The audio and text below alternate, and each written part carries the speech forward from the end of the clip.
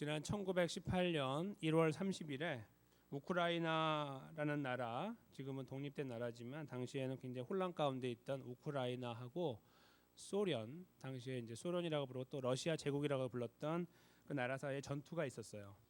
그러니까 우리 1918년이라고 하면은 언제가 이렇게 떠오르시나요? 바로 그 다음에 1919년 3월 1일은 뭐죠? 3.1절이 일어난 날이죠. 기민년 1919년. 그래서 1년 차이고 세상이 굉장히 그때 혼란했던 것 같아요. 러시아도 그렇고 한국도 그렇고. 근데 그때 이제 왜 이게 혼란했냐면 1917년, 그러니까 바로 전투가 벌어지기 바로 다음 전해에 러시아 제국이 몰락을 해요. 러시아 제국이 몰락을 하면서 주변에 있던 위성국이라고 하는 작은 나라들, 뭐 무슨 탄 하는 그런 나라 있죠. 뭐 키르크스 뭐 그런 거 뭐죠? 갑자기 기억이 안 나는데 그런 나라들, 그 다음에 오늘 여기 나와 있는 우크라이나 이런 나라들이 다 이제 위성으로 속해 있다가 원래는 그냥 소련 그 유니온으로 이렇게 포함되어 있다가 그것이 확 풀어지게 된 거예요. 그러니까 풀어질 때에 우크라이나가 딱 그 기세를 잡아가지고 독립을 선포했어요. 우리는 독립한다 이렇게 선포를 했습니다. 그러니까 러시아가 가뜩이나 나라도 혼란하고 힘든데 기분이 나쁘겠죠. 그래서 아쭈 이거 봐라 하고서 그 우크라이나의 수도가 키예프인데 키예프를 쳐들어왔어요. 전쟁을 선포하고 바로 다음에, 그러니까 얼마 시간이 지나지 않아서 거기 들어오게 된 거예요. 근데 우크라이나가 거기에서 아이고 한번 봐주세요, 용서해 주세요 이렇게 하지 않고 국민들을 모았어요. 그리고 우리가 어떻게 할까요? 사람들이 싸웁시다. 대다수 사람들이 우리가 이렇게 물러날 수 없습니다. 어떻게 쟁취한 자유인데 더 이상 러시아에 눌릴 수 없습니다. 그래서 전쟁을 선포했어요. 맞받아 친 거예요. 그리고 이제 싸우게 된 날이 바로 1월 30일인데 그 전쟁이 선포되고 나서 이제 기간이 얼마 되지 않았는데 전쟁 선포되고 나서 그 우크라이나가 한 게 뭐냐면 군대를 모집한 거예요. 아니 군대가 있어야 전쟁을 하는데 군대도 제대로 없는데 전쟁하겠다고 먼저 해놓고 큰일 났죠. 전투하기 위해서 군대를 모았는데 어디서 모았냐면 그 키예프에 대학이 있어요. 키예프 대학. 좋은 학교겠죠. 수도에 있는 학교니까. 그 키예프 대학 학생들이 가서 학생들에게 이렇게 메시지를 전달했어요. 우리나라를 우리가 지켜야 되지 않겠느냐. 학생들이 애국심이 불타올라서 한 100여 명 정도가 이제 자원을 했어요. 자원 입대를. 총도 쏘지 못하는 친구들인데 그 친구들이 들어오고 그 다음에 사관학교에서 한 200명이 왔어요. 아직 제대로 싸워보지도 않은 그런 사람들이 200명도 오고, 그리고 실제로 기병, 말 타는 기병이 한 80명이 조인을 해가지고 한 400여 명이 이렇게 모였어요. 그게 뭐라고 말하죠? 어중이 떠중이라고 그러죠. 그리고 오늘 이제 본문에 나와 있는 우리 본문 제목처럼 뭐예요? 그게 바로 오합지졸이죠. 오합지졸이 뭐였어요? 큰 전투를 앞두고 나라의 운명을 맡길 수 있는 사람으로 겨우 400명 되는 군대가 나선 거예요. 그러면 러시아는 몇 명을 보냈을까요? 그냥 조금 보냈어요. 4,000명. 아주 조금 보냈죠. 4,000명이니까. 4,000명 보내갖고 쓸어버리려고 한 거예요. 한마디로. 키예프 이제 얼마 안 남았는데 키예프를 싹 쓸어버리면 끝나니까 간단하게 400대 4,000 전쟁이 되겠습니까? 안 되겠습니까? 당연히 안 되죠. 그리고 총도 잘 쏘지 못하는 무슨 게릴라를 전을 할 수 있는 잘 훈련된 사람이면 몰라도 그런 것도 아니고 총 어떻게 쏘는 거예요? A, B, C부터 배워야 되는 사람들, 제대로 맞히지도 못하는 사람들이 모였어요. 그 뭐하러 거기 모였어요? 다 죽을 건데 그런 생각이 드시지 않으세요? 그런데 그 전투했던 곳이 이제 크루티라고 하는 곳이에요. 크루티. 근데 크루티라는 곳이 크루티 마을에 있는 어떤 그 기차역이었어요. 근데 기차역이 갖고 있는 특징은 이제 그 레일로드가 이렇게 있고, 그리고 이제 뭐 주변에 이렇게 좀 폭파 같은 게 되면 좀 막을 수 있는 그런 언덕 같은 것도 이렇게 하잖아요. 그래서 거기에 지도자로 나선 사람이 제가 그 이름을 뒤에 적어놔가지고 노센코라고 하는 사람이에요. 노센코라고 하는 사람이 이제 전체 지휘를 했는데 그 사람이 그런 지형 지물을 잘 사용한 거예요. 굉장히 지혜롭고 지역을 잘 아니까. 그래서 전투력만 갖고 한 것이 아니라 주변에 그런 모든 것들을 잘 이용해가지고 러시아 군대가 몰려올 통로를 알고 미리 파악해가지고 이제 게릴라처럼 전투할 수 있도록 준비를 해놓은 거예요. 결론은 뭘까요? 이겼지요. 4,000명을 물리쳤어요. 뭐 많이 죽인 건 아니지만 그들이 안 되겠다 이러다가 우리가 힘들겠다 해서 작전상 후퇴를 하게 된 거예요. 1월 30일에 딱 하루 전투를 했고, 근데 그 시간 속에서 피해가 있었지만 학생들도 많이 죽고, 그러나 그 그 전투가 갖고 있는 의미가 이제 이렇게 나타나게 됩니다. 그것이 뭐냐면 전투가 있고 나서 한 달 3일이 지났을 때, 즉 1918년 3월 3일에 이 러시아하고요, 그 다음에 소위 동맹국이라는 하는 나라가 있어요. 그게 뭐냐면 이제 세계 1차 대전을 야기했던 사람, 그 군대로서 이제 독일, 오스트리아 이런 나라들이 있거든요. 그 몇 개 나라들이 이제 연합을 해가지고 동맹국을 형성하고 있었어요. 이 동맹국하고 러시아가 긴장을 갖고 있었어요. 러시아는 워낙 큰 나라니까 뭐 조그만 것이 까불고 있네 이렇게 했다가 큰 코 다치고 나서 아유 형님 이렇게 하게 된 거예요. 그러다가 무슨 형님이냐 그러면서 너네 갖고 있는 거 다 포기해. 그러면 우리가 물러갈게. 이런 식으로 해가지고 엄청난 그 배상금과 지금 붙들고 있는 모든 위성 국가들을 다 놓아주도록 하는 조약을 맺게 된 거예요. 놀랍죠. 그래서 그 조약 때까지 원래 우크라이나가 전투에서 패배했으면 그 조약에 해당되지 않을 가능성이 많았어요. 그런데 끝까지 그 독립을 지키고 있다가 한 달 정도 버티고 나니까 그 조약이 딱 맺어진 거예요. 러시아가 꼼짝 못하고 어떻게 해요? 우크라이나를 자유롭게 풀어주게 된 거예요.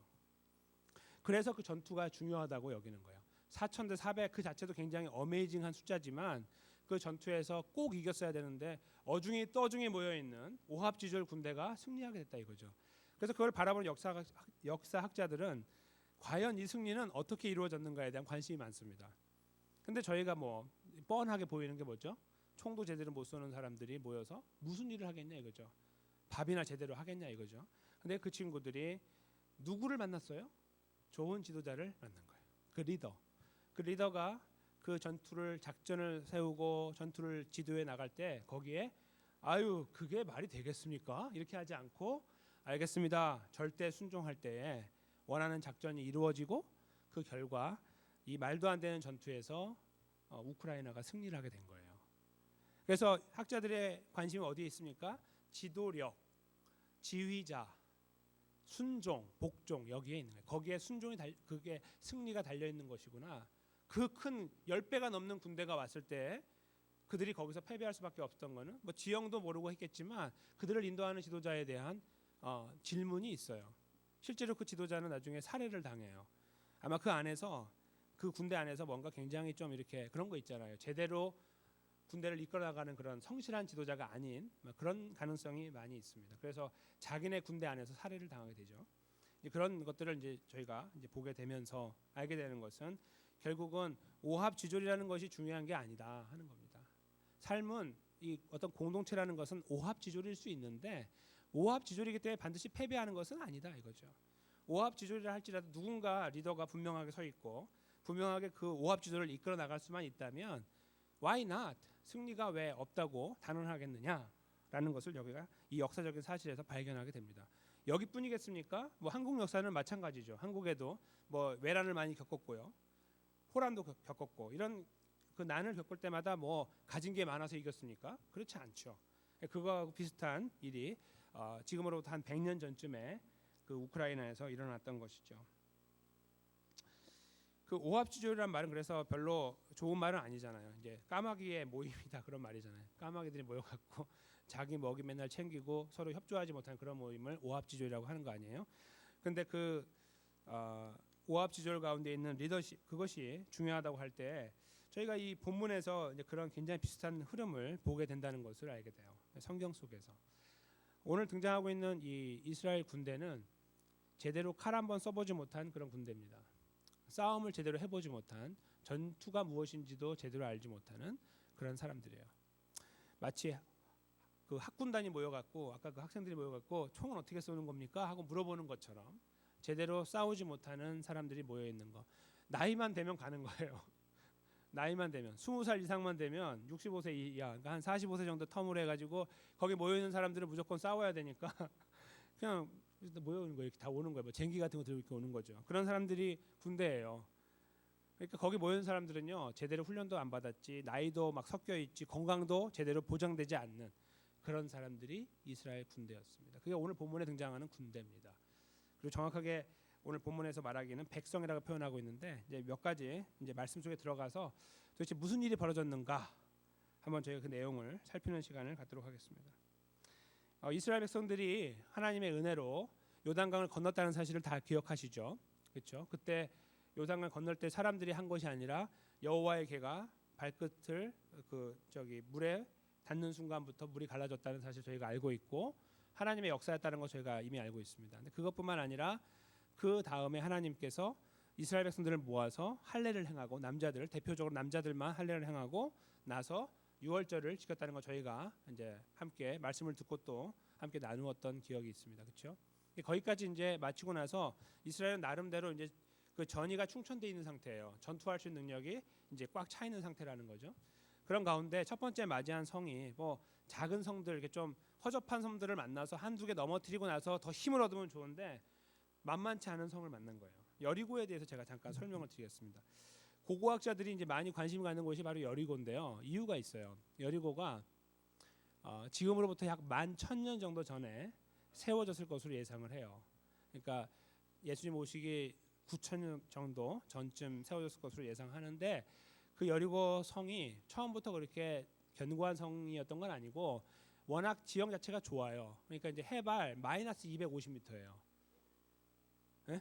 해발 얼마라고요? 마이너스 250m. 그러니까 거기 이스라엘이라는 곳에 물이 부족하기 때문에 물 찾아 다녀야 되는데 마이너스 250m니까 물이 항상 있어요, 없어요? 항상 있죠. 항상 좋은 곳이에요, 살기에. 그런 곳. 그래서 높은 곳에 있어요, 근데 그것도. 그러니까 되게 지형이 희한한 거죠. 높은 곳에 있는데 해발은 낮은 그런 거예요. 그러니까 네덜란드 같이 그렇게 돼 있는지 모르겠죠. 이스라엘 보면 이렇게 물이 있고 이렇게 산이 있고 내려가는데 그 위쪽에 있는데도 불구하고 이게 이 물보다 낮은 거예요. 해수면이. 그런 특별한 지형이에요. 그러니까 굉장히 좋은 곳이 분명하고 그러니까 사람들이 처음에 왔다 갔다 하다가 정착을 했다고 그래요. 거기에 너무 땅이 좋으니까 정착하면서 성을 지었는데 한 번에 한 건 아니고 여러 번 거쳐갖고 이제 성을 쌓다 보니까 성이 여기 그림에 나와 있는 것처럼 저희 두 겹으로 돼 있는 거예요. 외벽과 내벽이 있고 그 다음에 저 바닥에 잘 보이지 않으시지만 여기 보면은 토성이 있어요. 토성. 그러니까 원래 토성처럼 돼 있고 그게 돌로 돼 있는 거라서 아주 견고해요. 그 위에다가 돌도 그냥 그 당시엔 돌이 아니니까 이 그 진흙 벽돌을 만들어 가지고 그거를 쌓아서 성을 만들었어요. 두 겹으로 만들었고 이 성 높이는 한 15에서 20m 아니면 25m 정도 되는데 이제 좀 학자마다 다르니까 한 높았다 그냥 생각하시면 되고 넓이도 학자마다 다르기 때문에 그냥 넓었다 그러면 돼요. 넓고 하면 뛰어다닐 수가 있고 거기 집을 지을 만큼. 그래서 여기 그림이 잘 안 보이시지만 잘 보시면 이제 그 성벽 밖에 성벽하고 안에 성벽 사이에 집들이 지어져 있죠. 그 집들 중에 누구 집이 있을까요? 오늘 본문에 나온 몸 파는 기생 라합의 집이 있는 거죠. 그렇죠? 그래서 거기에서 창문을 열어서 스파이를 그때 탈출시켰던 그런 것을 기억하시죠? 바로 이제 그것이 그 중에 하나 집이었다고 보시면 되겠습니다. 그러니까 일단 성이 오래됐고 성이 굉장히 견고해요. 그리고 실제로 그 성의 그 넓이를 보면 한 8에이커쯤 된다고 그래요. 8에이커. 8에이커는 넓죠. 저도 어느 정도 상상은 안 가는데 8에이커. 그 정도 되고요. 그 다음에 그거를 이제 저희가 이제 길이를 이렇게 환산을 하면 이제 둘레가 얼마쯤 될까 하면은 대략 한 1km, 짧으면 1km, 길면은 4km 좀 된다고 그래요. 그러니까 2마일, 3마일 정도 되는 거예요. 투뚜리 마일 정도 되는 이게 도는 것이 그쯤 되는. 그러니까 뭐 너무 크지도 않고 너무 작지도 않은 그런 이제 성이었다고 보시면 되겠습니다. 근데 굉장히 견고해서 한 번도 외세 침략에서 당해본 적이 없대요. 이 성이. 굉장히 자부심이 있는. 당시로 보면은 한 지금으로부터 3,500년 전이니까 한 7,000년 정도 됐을까요? 6,500년 됐을 때죠. 그때쯤 보면 그때쯤 됐을 때에도 자부심이 있는 그런 도시였다고 볼 수 있는 거예요. 이제 그런 마을이 바로 여리고였다. 근데 그런 거 보면 이스라엘이 아무리 이제 용기가 충천해 있다 할지라도 그 성으로 가는 것이 그렇게 쉽지는 않았다는 것을 알게 됩니다. 그리고 그 소문으로 다 알고 있는데 저 성이 어떤 성인지 그러니까 그 성에 앞에 섰을 때 이스라엘이 힘들어했을 것이 분명해요. 그렇죠? 뭔가 계획을 세우거나 작전을 잘 짜지 않으면은 넘볼 수 없는 성. 그게 바로 여리고였다. 이렇게 보시면 되겠죠. 그럼 이스라엘에도 똑똑한 사람이 많았을 테니까 한 200만 명 되는 사람들 중에 뽑아내면은 뭔가 지략자가 나올 수 있었겠죠. 아, 저 뒤로 가서 뒤에서 칩시다. 뭐 게릴라전을 합시다. 뭐 이런 것들. 근데 그런 거 안 하고 유일한 지도자였던 여호수아가 하나님 앞에 섰을 때 하나님께서 아주 우스꽝스러운 디렉션을 주셨습니다. 그것이 뭡니까? 6일 동안은 하루에 한 번씩만 돌아라 그 성을 그런 거죠. 하루에 한 번. 근데 거기에 이제 그 도는 구성 인원을 제가 말씀드릴게요. 어떤 분들은 이게 전체 이스라엘이 전부 돌았다고 생각하시는 분이 계신데 그거는 불가능합니다. 있을 수가 없어요. 너무 좁아요. 너무 좁고 너무 짧아요. 그 백성들이 쭉 줄을 서면은 그거밖에 안 되게 수십 킬로가 되는데 거리가 그러니까 있을 수가 없어요. 그래서 함께 할 수가 없고 또 노인부터 또 뭐예요? 또 아이들 또 여인들까지 하면은 힘들기 때문에 다 남겨놓고 지내다가 누구만 거기에 참여하냐면 군대 아까 말씀드린 그런 오합지졸들하고요. 둘째로 제사장 11명을 뽑았는데 그중에 7명은 나팔을 하나씩 들고 있었어요. 아직 불진 않지만 그리고 4명은 여호와의 궤를 들었죠. 이렇게. 그래서 앞에 7명이 서고 뒤에 여호와의 궤가 서고 그다음에 앞에 저 7명 앞에 군대가 서고 전위대가 후위대가 또 뒤에 서는 거예요. 그렇게 이제 군대가 서고 중간에 뭐 들어갔다 이렇게 보시면 되겠습니다. 그런 특별한 포메이션을 가지고 형태를 가지고 성을 도는 거예요. 근데 딱 하루에 한 바퀴. 그거 장비 챙기고 나가서 한 바퀴 도는데 얼마나 힘들겠어요. 근데 한 바퀴 딱 돌고 돌아와서 자는 거예요. 되게 우스꽝스러운 작전이죠. 그렇게 6번을 하고 7일째 되는 날 하나님께서 7번 돌으라고 하시죠. 그러니까 충분히 하루에 7번 돌 수 있었던 거예요. 거리가 짧았다는 거죠. 근데 그거 안 하고 돌아오게 하셨다가 마지막에 7바퀴를 돌게 하셨고 6바퀴까지는 똑같이 도는데 마지막 7바퀴에서는 제사장이 나팔을 크게 불면 7개의 나팔이 울리면 군사들이 소리를 질러라. 이렇게 디렉션을 주신 겁니다. 그게 다예요. 좀 생각 있으신 분들은 이런 말도 안 되는 디렉션 갖고서 이 죽음의 전투를 하라고 이렇게 생각하실 분이 계실 겁니다. 그렇죠? 저라도 그랬을 겁니다. 그 자리에 있으면 잠깐만요. 이게 정말 당신이 하나님으로부터 들은 메시지입니까? 전 이렇게 물어봤을 것 같아요. 이 말도 안 되는 계획을. 지금 정말 머리가 비었습니까? 저 성이 어떤 성인지 모르세요? 여리고예요. 여리고. 이 지역에서 최고라고요. 이렇게 말을 했을 거예요. 저길 어떻게 지금 그렇게 무슨 애들 장난도 아니고 돕니까? 라고 말할 수 있는 바로 그 방법을 주신 거예요. 근데 오늘 본문 앞부분에 보면 이스라엘이 묵묵히 그걸 따라가요. 거기 모인 사람들은 어떤 사람들이라고요? 오합지졸. 나이가 어린 사람부터 많은 사람까지 쟁기 같은 거 갖고 있는 사람들, 칼도 없어가지고 그런 사람들이 거기서 빙빙 돌면서 군대라고 치고 뭐 호위한다고 치고 거기서 하고 돌고 있는 거야. 그걸 바라보는 여리고 안에 있는 사람들의 관심은 어땠을까요? 한심하다, 한심. 뭐하냐 너네 거기서 이렇게 했겠죠. 그런 일을 하고 나서 오늘 본문에 보면 7째 날이 됐다는 거예요. 그래서 그들이 여전한 방식으로 6바퀴를 돌았고요. 그리고 나서 이제 7바퀴째가 되는 16절에 보시면 나팔을 불면 여호수아가 그때 이제 소리를 지르라고 명령하는 내용이 나오죠. 그 다음으로 가면요. 이제 조금 이제 이게 약간 반복되는 내용이 나오기 때문에 그냥 쭉 진행을 하면 이제 그 내용을 조금 자세하게 설명하는 내용이 이제 17절부터 나오는데 단순히 소리만 질러라가 아니고 거기 들어가서 할 일을 알려줬어요. 그게 뭐냐면 이미 말했던 건데 그 성에 들어가면 전리품이 있잖아요. 남의 거 굉장히 갖고 싶은 거 있잖아요. 이렇게 딱 보면 이거 뭐지? 이렇게 문명이 발달된 나라에 갔을 때 얼마나 그게 더 심하겠어요. 유혹이 그렇죠? 저희가 한국에서 미국에 오셨을 때 그런 거 혹시 보신 적 없으세요? 초콜릿하고 바나나 말고 뭐 이렇게 보석 같은-거나 차 같은-거나 뭐 이렇게 막 관심 있는 건데 와 이런 게 있네 이런 거. 이분들은 더 심했을 거예요. 왜냐하면 이분들은 정착하고 살고 있는 사람이 아니라 떠돌이 방랑 생활 40년 했던 사람이기 때문에 집도 없고 가진 것도 없잖아요. 그런 사람들이 들어갔을 때 얼마나 좋은 게 많겠어요. 거기에. 그 당시에는 토기가 발달해가지고 그 토기가 그 많이 있었거든요. 뭐 한국으로 하면 도자기 같은 거겠죠. 그런 것들이 많이 있는 나라이기 때문에 유혹이 굉장히 많아요. 하나님 이건 미리 아시고 들어가서 아무것도 건들지 말라고 그래요. 아무것도 건들지 말고 그 다음에 같이 있는 뭐예요? 금하고 은금과 동철 19절에 보면 은금과 동철로 만든 것들은 다 하나님께 가져와라. 숨기지 말고 이렇게 이제 디렉션을 주는 거예요. 그러니까 그거는 불에 타지도 않는 걸 갖고 오고 나머지는 어떻게 하냐면 저희 본문에 안 나오지만 26절에 보면 불을 태우라고 하는 거예요. 원래는 본문에 안 나오죠. 근데 다 하나님께 바치라 그 말은 방법이 뭐냐면 불을 태우라 그 말이에요. 그래서 불을 태워서 바치고 불에 타지 않는 은금과 동철은 하나님께 갖고 와라. 이게 뭐예요? 이게 너무하지 않으세요? 배도 고프고 한데 좀 먹을 것 좀 건져내고 이렇게 먹으면 좋은데 하나님이 이렇게 굉장히 저돌적인 디렉션을 주시면서 하도록 하신 겁니다. 그래서 그 말씀을 듣고 이스라엘 사람들 그 군대는 그 말씀 그대로 해요. 근데 그 중에 한 가지 잊지 않았던 내용이 뭐냐면 라합에 대한 이야기였습니다. 기생 라합. 다른 성경에는 창녀라고도 쓰고 창기라고도 써요.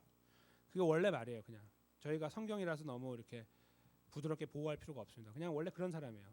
몸 파는 사람. 근데 그 사람 라합을 굳이 살릴 필요가 있을까? 이런 생각도 해볼 수 있어요. 왜요? 뭐 그 사람 살아봤자 괜히 우리가 물들기도 할 것이고 좋게 보면 그렇잖아요. 그리고 혹시라도 우리 안에서 또 그런 자기가 살아왔던 방식대로 살면 어떡해요? 그럼 우리 이스라엘도 망가질 거 아니에요. 이런 것들을 생각하면은 살릴 필요가 없는 사람인데 여기 본문에 특별히 17절에 뒤에 보시면 그가 한 일에 대하여 기억을 하는 거예요. 스파이 2명을 살려줬죠. 성의 문에 달아 내려보내면서 그들의 목숨을 건져줬던 사람, 그거에 대한 은혜를 우리가 잊으면 안 된다는 것입니다. 그것이 바로 하나님의 신실하심을 나타내는 거죠. 그래서 그런 과정을 통해 그를 살리게 되는데 나중에 기회가 되면 또 말씀드리겠지만 이 라합이 누군 줄 아세요? 라합이 없으면은 누가 없어요 세상에? 다윗이 없습니다. 다윗의 할머니라니까요. 저 위에 있는 할머니. 창녀였던 사람이 다윗의 할머니예요. 저희가 여기서 알게 되는 또 하나의 사실이 있죠. 이런 과정 속에 하나님의 은혜가 어떻게 나타났냐면 버려진 사람을 잡아서 하나님 백성 자리로 넣어주시는 역사, 바로 하나님의 은혜, 구원의 역사를 여기서 보게 되는 겁니다. 그 하나님이 그걸 미스하지 않고 그런 과정을 통해서 이 역사를 이루어 주셨습니다. 그런 다음에요, 이제 실제로 그들이 18절에 보시면은 아까 말씀드린 그런 마음에 두고 막 욕심을 내고 훔치는 이런 거 하지 않아야 된다. 왜냐하면 그거 하면 우리가 다 죽는다. 그 화가 우리에게 미친다라고 쓰고 있어요. 그래서 이제 사람들이 그 말 그대로를 고지 듣고 아무것도 취하지 않는 일을 벌이게 됩니다. 여기에 대해서 좀 말씀드릴 것이 있어요. 실제로 있잖아요. 이제 그 여리고 말씀드린 대로 고고학자들이 굉장히 관심이 많아요. 고고학자들이. 그래 처음에 독일 사람, 나중에 또 영국 사람, 미국 사람이 가서 이제 그 지역을 파헤치면서 계속 연구를 했거든요. 수십 년 동안. 그래서 이제 지금 많이 발굴이 돼가지고 막 형태가 나타나 있어요. 이렇게. 그걸 보면서 이분들이 발견한 것이 이제 몇 가지 중요한 것이 있는데, 첫째는 지진이 있었다는 거예요. 지진. 그러니까 이 돌 같은 게 떨어져 내리는 과정이 있잖아요. 이게 그 돌을 쌓아 올린 거를 탱크로 밀어붙이지 않는 이상은, 아니면 불도로를 밀지 않는 이상은, 아니면 폭탄을 터뜨리지 않는 이상은 그렇게 무너질 수가 없는 거예요. 그러니까 당시에 어떤 기술도 성을 무너뜨릴 수 있는 기술은 없는 거예요. 예수님 모시기 1500년 전 그쯤에. 그러니까 성이 무너진 것은요, 결국은 무엇의 증거냐면 하나의 지진의 증거다라고 고고학자들이 이야기해요. 이구동성으로. 그러면 영국에서 파견된 그 고고학자 학회에서는 뭐라고 이야기했냐면, 이거는 그 지역 자체가, 여리고라는 지역이 지진이 많이 일어나는 곳이다 이거예요. 첫째. 그래서 100년에 4번씩 발생한다고 그래요. 100년에 4번. 1세기에 4번의 지진이 발생하는데, 크고 작은 지진이 세게는 진도 6까지 올라간다고 그래요. 강도가. 그러니까 굉장히 강진이 오는 거예요. 그 여리고가 그렇다는 거예요. 그것과 함께 고고학자들의 발견을 접목하면 어떤 결론이 나오냐면, 여리고성은 지진 때문에 무너진 거예요. 누군가 흔든 거예요. 이걸 흔들어 가지고 무너진 결론이 나오는 거예요. 그게 고고학적인 고고학의 발견입니다. 두 번째는요, 이제 그 지역을 고고학적으로 파기 위해서 이제 땅을 이렇게 판단 말이에요. 땅을 파면은 어느 정도 깊이가 내려가죠. 그때부터 뭐가 나타나냐면 새까맣게 탄 것이 나타나는 거예요. 탄소. 전부 타버린 거예요. 불에 탄 것이 조금이 아니라 거의 1m 정도, 3feet, 3feet 정도 되는 그 두께로 쫙 깔려 있는 거예요. 이게 뭐지요? 성이 불탔다는 증거예요. 성이 불탔다고요. 그래서 1m 두께로 완전히 다 깔려 있는 거예요. 쫙 전체가 다 탔어요. 근데 지금 흙이 덮여가지고 있는 것뿐인 거예요. 그러니까 이 성이 망한 거는 불탔기 때문이다. 첫째는 지진이 있었고, 둘째는 불이 탔다는 겁니다. 불은 누가 낸 거죠? 탄 게 아니고 누가 냈잖아요. 이스라엘 사람이 냈죠. 오늘 본문 말고 26절에 보시면 불을 냈어요. 다 태워버리거든요. 근데 세 번째 발견이 있어요. 굉장히 이것도 의미 있는 발견이에요. 뭐냐면 그 땅에 있는 것들 중에 보면은 여러 가지가 있을 건데 그 중에 그릇이 나왔어요. 그릇. 이 jar 그릇이 나왔는데 그릇에 함께 뭐가 탔냐면 그릇 안에 그레인이 탄 거예요. 그 곡식들이 탄 거예요. 곡식이 가득가득 차 있는 거예요. 그릇에. 보통 옛날에 성을 정복할 때요. 두 가지 중에 하나예요. 무조건 그릇은 비어요. 무조건. 첫째, 성이 함락될 것 같으면은 버티기를 해가지고 그 곡식을 다 먹어요. 먼저 먹고 나서 항복을 하든지, 아니면은 자기네가 죽을 것 같으면 곡식을 다 빨리 태워버려요. 왜요? 저 사람들이 먹으면 안 되니까. 적군이 먹으면 안 되니까. 그게 기본적인 방법이에요. 다 태워야 돼요. 그러니까 보통 성이 정복되면 그릇 안에는 비어 있어야 된다는 거예요. 그게 정설이에요. 모두가 그래요. 모두가. 그런데 그게 차 있고 된 거는 이거예요. 갑자기 무너진 거예요. 갑자기. 걷잡을 수 없이 갑자기 그냥 갑자기 주저앉아 버린 거예요. 걷잡을 수 없이. 그걸 증명하는 거고, 둘째로는 저희가 요단강을 건넜잖아요. 이스라엘이, 저희가 아니고. 건널 때에 이런 표현이 있었죠. 당신은 모맥을 매는 시기라 물이 범람했다고 썼잖아요. 3장에 그 말씀이 나오거든요. 추수할 때가 됐다는 거예요. 추수. 그러니까 추수가 막 끝난 거예요. 이스라엘이 건넜을 때. 여리고에 뭐가 많아요? 곡식이 많아야죠. 추수가 잘 됐으니까. 곡식을 가득가득 채우는 거예요. 만약에 진짜 전투를 했으면 여리고가 이겼을지도 몰라요. 왜냐하면 그들은 식량이 많았거든요. 이스라엘은 다 걷어갖고 먹어야 되는 상황이고 그들은 꽉꽉 채워놓은 상태였어요. 그러니까 그 항아리가 가득가득 찬 거예요. 근데 그게 타버린 거예요. 순식간에 불이 나가지고. 그 증거들이 나왔어요. 그 사람들이 발견할 때 하나님 말씀이 그러니까 찾아볼까? 그렇게 찾았겠습니까? 아니에요. 하나님 믿지 않는 사람도 많아요. 무조건 파보니까 탄 게 나오고, 탄 걸 보니까 항아리가 나왔는데 항아리가 이상해. 무거워. 보니까 곡식이 가득 차 있고 탔단 말이에요. 우와, 이게 뭐냐. 성경을 들여다보니까 이해가 되는 거예요. 지진이 일어났고 갑자기 불이 탔고 예상하지 않은 사건이었기 때문에 먹지도 못하고 버리지도 못하고 다 타서 죽었다, 이거죠. 저는 그 지진에 대해서 물론 그 학자들의 생각에 약간은 동의하지만 완전히 동의하지 않아요. 한번 생각해 보세요.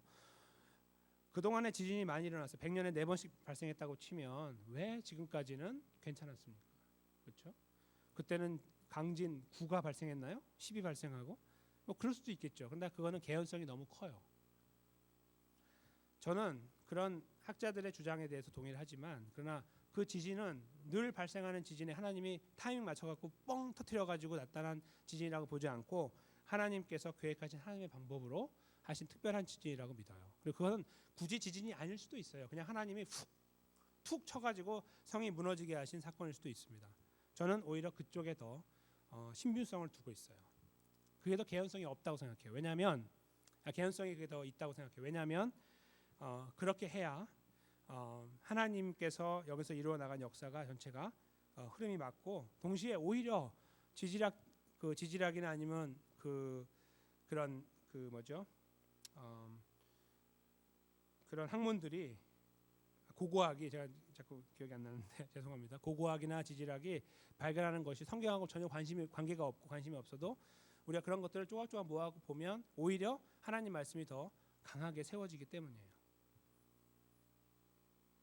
저는 그래서 여기 이룬 이 지진의 역사나 이런 과정이 정말 하나님께서 이루신 놀라운 역사였다는 것을 자신 있게 말씀드립니다.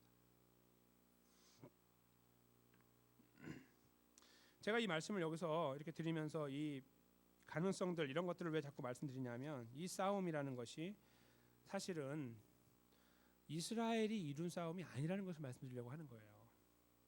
아니, 어떤 성을 도는데 그게 무너집니까? 말도 안 되죠. 아니, 조그마한 이렇게 모래로 지은 성을 이렇게 돌면서 바람이 훅 불어서 넘어지는 거야. 가능하겠죠. 종이로 만든 성이나, 그렇죠? 그런데 지금까지 역사상 한 번도 외세의 침략을 받았고 무너지지 않은 성, 가장 강력한 성이라고 그렇게 학자들이 집중하고 있는 이 여리고 성을 어떻게 무너뜨리냐고요. 그것도 100만 명이 200만 명이 돌면서 막 그 무게로 눌러가지고 땅을 움직여갖고 무너뜨리면 조금 더 개연성이 있어요. 그러나 그것도 불가능하기 때문에 못했단 말이에요.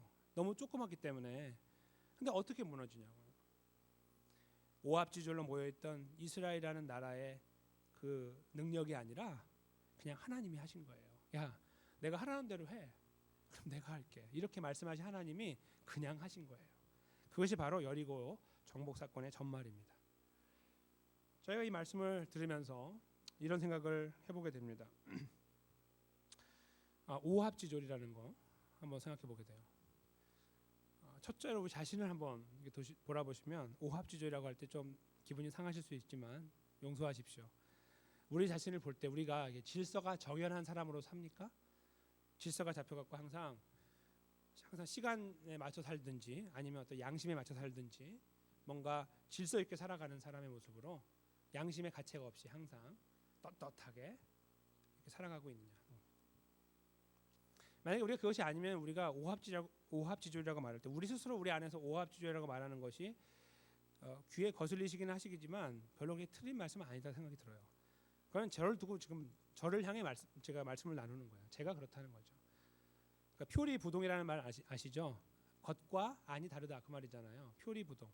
제가 그런 모습으로 살 때가 참 많아서 저희를 보면 우리 안에 스스로를 질서 잡지 못하는 모습으로 살아갈 때가 많은 존재. 그것이 우리가 아닌가라는 생각을 해보게 돼요. 첫째로는 오합지졸은 그래서 남의 이야기가 아닐 수 있습니다. 둘째로는요, 우리 가정에서 또 이 오합지졸이 벌어질 수 있어요. 모여 있는데 살다 보니까 부모와 자녀의 관계 속에서 오합지졸의 형태가 나타나는 거죠. 좀 다른 말로 하면 콩가루 집안인 거죠. 서로 나대로 사는 거예요. 그리고 하나가 되지 못하고 함께 힘을 모지 못하고 서로 내 인생은 내 거니까 부모님은 부모님대로 사세요. 나는 내가 살 테니까요. 부모님도 마찬가지로 네 인생은 네가 알아서 해라. 뭐 내 말도 안 듣고 네가 알아서 해라. 그래. 뭐 이렇게 사는 거 그런 것들이 바로 이제 그런 모양입니다. 그런데 저희가 이런 말 이렇게 우스꽝스럽게 이야기할 수 있지만 이렇게 보면은 때로는 정말 애석할 때가 많아요. 우리 가정을 볼 때. 저도 마찬가지. 우리 가정을 돌아볼 때 애석할 때가 많은 거. 좀 이렇게 되고 저렇게 되면 좋은데 이렇게 되면 더 아름다울 텐데 저렇게 되면 더 은혜로울 텐데 이런 것들이 있잖아요. 그런 것들이 늘 마음에 남아 있는 거예요. 그 자체 그 현상을 딱 찍어서 보면 오합지졸이죠.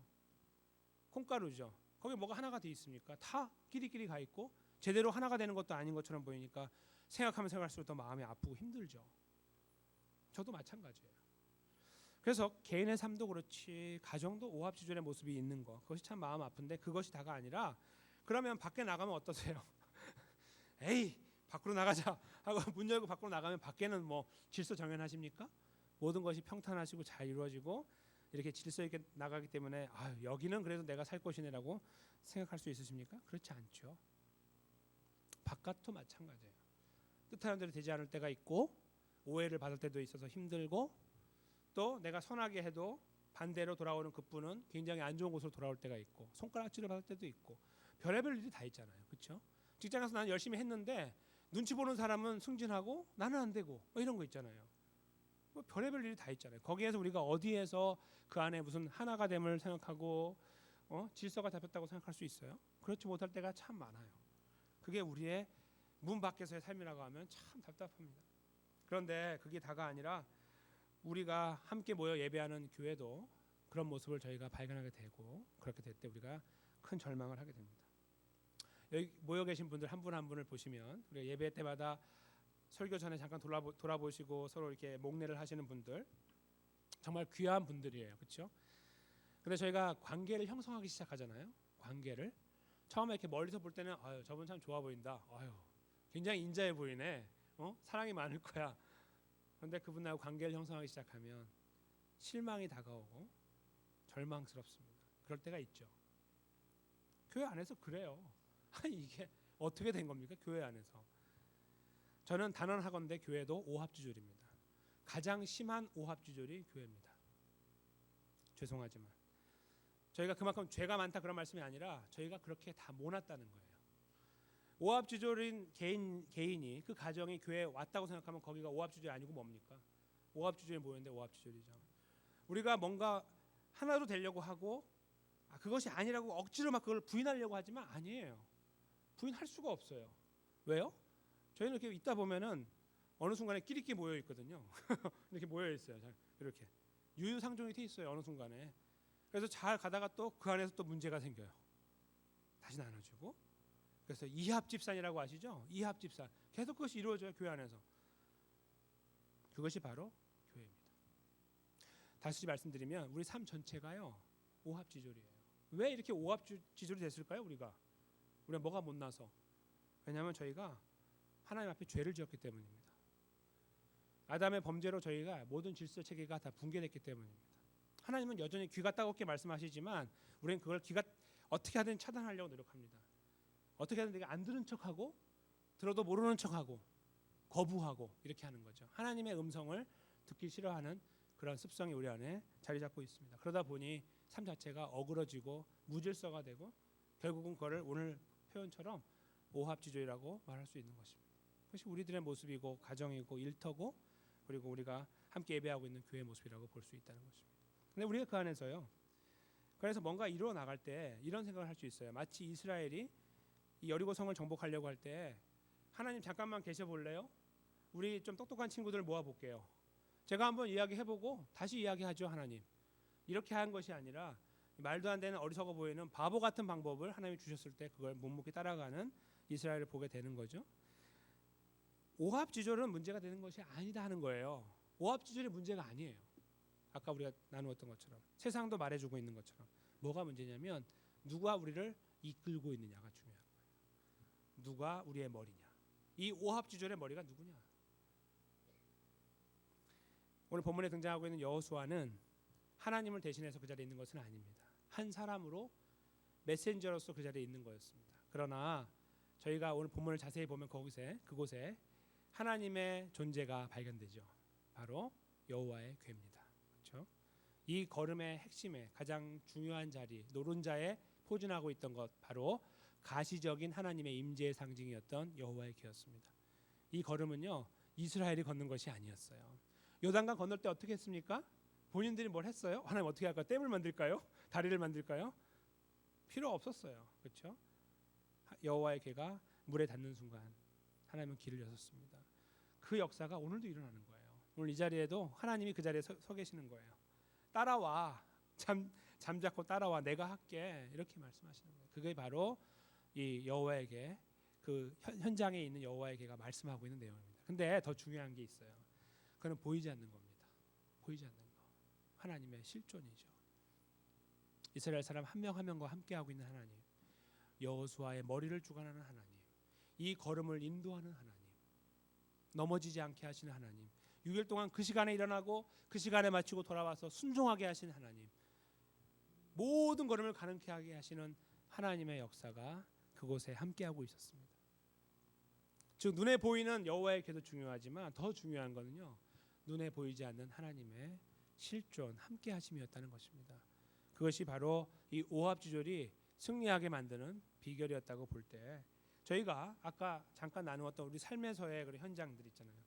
오합지졸이라고 표현되는 나 자신의 삶, 우리 가정, 내가 일하는 일터, 그리고 우리 교회, 이 모든 것의 소망을 저희가 어디에 둬야 되겠냐 하는 것을 금방 알게 됩니다. 그렇죠? 하나님 우리 교회는 왜 이렇게 오합지졸입니까? 이런 기도할 필요가 없다는 거예요. 원래 오합지졸이니까. 우리는 다 다른 사람들이 모여 있어요. 너무 달라요. 너무 달라요. 그렇죠? 하나가 될 수 없어요. 그런데 하나님이 모아주신 거예요. 하나가 되라고. 먼저 하나를 만들어 놓으시고 그 다음에 저희를 모아주신 거예요. 저희는 하나가 아닌데 여기 있는 거예요. 그래서 우리들의 노력으로는요 절대로 하나를 이룰 수가 없어요. 맨날 싸움만 하는 거예요. 그게 우리예요. 절대로 못합니다. 절대로. 근데 오늘 본문을 저희가 자세히 들여다보면서 얻게 되는 중요한 메시지를 근거해서 다시 보면 할 수 있구나를 알게 되는 거예요. 어떻게 우리가 계속 시온 장로교회의 그림을 그려나가며 이 복음을 나누어 나가는 그런 본부로서의 역할을 할 수 있을까? 목사, 장로, 권사, 집사, 성도님들이 잘나셨고 그만큼 참고 인내하고 가진 게 많고 경험이 많기 때문에요. 천만의 말씀입니다. 아무것도 필요 없습니다. 아무것도 필요 없습니다. 정말 필요한 것은 하나님 우리와 함께 하신다. 그것이 유리한 소망이다. 우리의 걸음을 주님께 맡겨야 된다. 주님 바라봐야 된다라는 믿음을 가지고 있고 그 믿음을 함께 공유할 수 있을 때 거기에 저희가 동의합니다. 나도 동의합니다 라고 말할 수 있을 때 거기에 소망이 있는 것입니다. 그것이 하나님 원하시는 아름다운 교회의 진정한 모습이죠. 저희는 이 오늘 본문에서 그 모습을 다시 바라보고 회복하는 자리에 서야 됩니다. 왜요? 저희가 그렇게 살아가야 되기 때문에 하나님 백성으로 잘 살아야 되기 때문이죠. 하나님 앞에서 그래도 하나님께 기쁨을 드리는 삶을 살아야 되기 때문이에요. 그렇죠? 그래서 그 삶을 위해서 다시 우리의 리더가 되시는 분을 바라봐야 됩니다. 나는 내 삶은 다 망가졌습니다. 하나님 아무것도 아닙니다. 그러나 주님이 나의 인도자가 되시니 소망이 있습니다라고 말할 수 있어야 됩니다. 둘째는요, 우리 가정도 마찬가지예요. 주여, 우리 가정이 여전히 이렇습니다. 그러나 주님 바라보며 소망을 찾겠습니다라고 말할 수 있어야 됩니다. 우리의 일터도 마찬가지입니다. 하나님, 저희가 왜 이렇게 부족하지요? 제가 이렇게 잘 이끌지를 못하지요? 제가 이렇게 잘 따라가지를 못하지요? 하나님께 맡깁니다. 하나님 나를 도와주십시오. 감당이 안 됩니다. 마지막으로 우리 교회입니다. 사랑하는 시온 장로교회, 오늘 장로님 기도하신 것처럼 40주년을 저희가 이제 맞이하게 됩니다. 한 달 정도 남았죠. 그냥 지나가면 그냥 지나가는 시간이지만 저희가 의미를 부여하고 가려고 합니다. 왜요? 하나님의 역사이기 때문에. 우리가 잘나서가 아니고 하나님이 위대하시기 때문입니다. 그 하나님을 저희가 다시 한번 바라보고 집중할 수 있는 시간을 가질 때 저에게 의미가 있고 가치가 있다고 믿습니다. 그리고 교회가 그것을 다시 한번 리마인드해서 그 안에서 하나가 되어야 됩니다. 그 하나의 걸음이 바로 오늘 오후에 있는 공동회입니다. 공동회는 우리들의 주장을 펴는 자리가 아닙니다. 하나님 어떻게 되는 겁니까 도대체? 그래, 여호수아 말을 듣고 따라라. 제 말이 아니에요. 오해하지 마시고요. 그게 아니라 하나님이 말씀하시는 것에 따라가라. 하나님의 뜻에 순종하라. 그걸 말씀하시는 장소입니다. 저희는 오늘 본문에 보여주는 이 말씀 그대로 하나님 말씀 앞에 설 수 있는 준비를 해야 됩니다. 기도를 통해서. 하나님, 저도 오합지졸이고 우리 가정도 내 일터도 우리 교회도 그렇습니다. 특히 우리 교회가 그렇습니다. 여기 무슨 일꾼이 세워줄 수 있습니까? 도대체 무슨 선한 사람이 있습니까? 아무도 없어요. 하나님. 맞습니다. 맞습니다. 아무도 없습니다. 우리 다 똑같습니다. 다 오합지졸이니까 하나님 앞에서. 그럼 어떻게 우리가 앞으로 걸어갈까요? 못 걸어가죠. 어떻게 할 수 있을까요? 하나님께 구하는 겁니다. 하나님, 제가 이렇게 저 또한 오합지졸의 모습으로 살고 있는데 이 교회 불러주시고 하나님 백성 되게 하신 거 감사합니다. 그 바탕 위에서 우리가 무엇을 봅니까? 옆에 있는 분들을 바라보는 겁니다. 하나님, 정말 귀한 분들을 보내주셔서 감사합니다. 우리가 이렇게 바라볼 수 있는 눈을 갖게 돼야 합니다. 하나님, 저는 괜찮은데 저 사람은 아닙니다라고 하는 그 눈을 가졌을 때 이미 저희는 많이 무너져 있는 겁니다. 하나님, 저는 형편없는데 귀한 분 보내주셔서 감사합니다. 이렇게 바라볼 수 있는 것, 그것이 바로 오늘 본문에서 지적하고 있는 하나님 바라보는 자의 모습입니다. 바보같이 도는 거. 아, 이게 뭐예요? 이게 도는 거. 하나님 바라보며 도는 거. 그때 하나님의 역사를 이루어 나가신 하나님을 만나는 거. 바로 거기에 우리가 기대를 걸 수 있어야 된다고 저는 믿습니다. 그 기대를 가지고 걸어갈 때 저희 교회에 소망이 있습니다. 저는 오늘이 바로 그 역사적인 날이 되기 원합니다. 저희가 함께 모여서 투표할 때에 하나님께 기도하면 정말 겸손하게 있잖아요. 정말 겸손하게 그렇게 한 마음을 모을 수 있는 아름다운 자리가 돼서 이 말씀을 근거로 하여 오합지졸이 있는데 저희는 어디에 있는 거예요? 생명 가운데 있는 거예요. 생명 속에 있는 오합지졸. 주님 안에 있는 오합지졸. 그래서 소망이 있고 하나님의 역사를 이루어 나갈 수 있는 아름답고 견고한 교회. 우리는 아무것도 아닌데 위대하신 주님이 함께 하시기 때문에 그분을 저희가 신뢰하고 걸어갈 수 있는 또 하나의 시작 포인트가 바로 오늘 우리 안에 이루어지고 우리 삶에 이루어져 나가게 되시기를